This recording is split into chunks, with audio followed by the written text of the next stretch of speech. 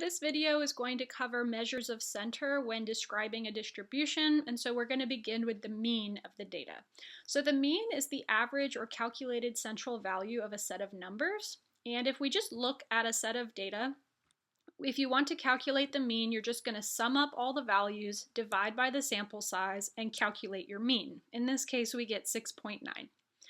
So the mean, if you want to think about it in terms of a formula, you're always going to sum up all of your data points and you're going to divide by a sample size always represented by lowercase n, and we always use x bar to represent the sample mean. So that's the statistic that we use when discussing the mean. One thing to note when calculating the mean, let's say we have the same data set, but now we have outliers in our distribution. If we were to sum up these data points and divide by the sample size, now we have a mean of 14.2. And the reason that I'm pointing this out is that the mean is heavily influenced by outliers. And this just tells us that when you have outliers in your data, you should not use the mean to discuss the center of the data. So what can we use instead? There's also the median of the data. So the median of the data is the middle of a sorted list of values. If we consider the exact same data set, before you consider the median, you have to reorder these values in chronological order.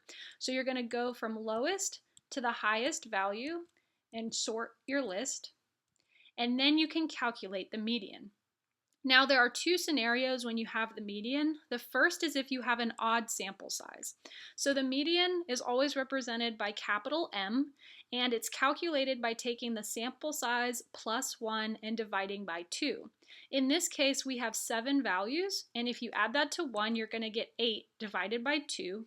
And this tells us that the fourth entry in the list is the median of the data. So if we count over by 4 values, 2, 3, 5, 7 is going to be the median of this list. Now, this formula is used again if you have an even number of data points. So let's say we have the same data set, but now we have an extra value and we have 8 values in our list. If you have an even number of data entries or an even sample size, you can use the exact same formula. So m equals n plus 1 divided by 2. In this case, we have 8 data points plus 1 is 9 over 2. And now that tells us that we're going to look at the 4.5th entry. And what does that actually mean? So if we count over to the 4.5th entry, what that really is telling us is you're going to go to the middle of the data entries 4 and 5. So if I count again, 2, 3, 5, 7 is the 4th entry and 8 is the 5th entry. So you're actually going to average the two values in the middle.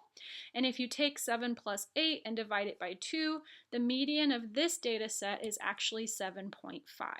So that's the only slight difference between an odd versus even sample size.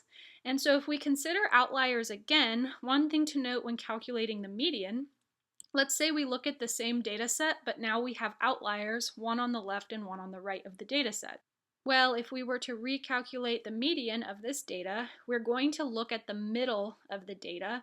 Rather than using the formula, one quick way when you have a small data set to find the median is you chronologically order them, and then you can just cancel out the ends or count to the middle of the data set, and notice that 7 again is the median of the data. And notice that the median did not change when we had outliers.